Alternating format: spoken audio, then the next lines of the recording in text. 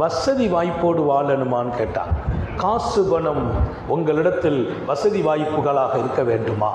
உங்க காரியம் எல்லாம் லேசாகணும். நம்ம எங்க போனாலும் லேசா இருக்குது, வழி அடைக்கப்படல. பொருளாதாரத்தினுடைய வாசல் திறக்கப்படணும். உறவுகளோடு இணைந்து வாழுங்கள்.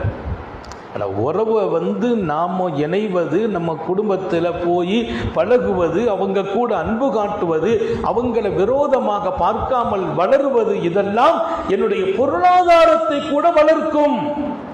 நபிகள் நாயகம் ஸல்லல்லாஹு அலைஹி வஸல்லம் சொல்றாங்க, உங்கள் உறவுகளோடு எப்போதும் இணக்கமாக வாழுங்கள். உறவுகள் என்பது ஒரு பெரிய விஷயம். அல்லாஹ்வுக்கும் எனக்கும் உள்ள உறவு நீடிக்க வேண்டும் என்றால் எனக்கும் உள்ள உறவு நீடிக்க வேண்டும். நல்ல ஞாபகம் வச்சுக்கங்க. அல்லாஹ்வுக்கும் உங்களுக்கும் உள்ள உறவு நீடிக்கணும்.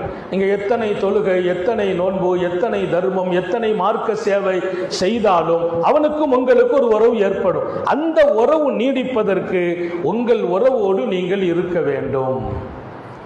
உங்கள் உறவில் தோய்வு ஏற்பட்டால், பலகீனம் ஏற்பட்டால், அல்லாஹ் உங்களோடு இருக்கும் உறவிலும் தோய்வு ஏற்படும்.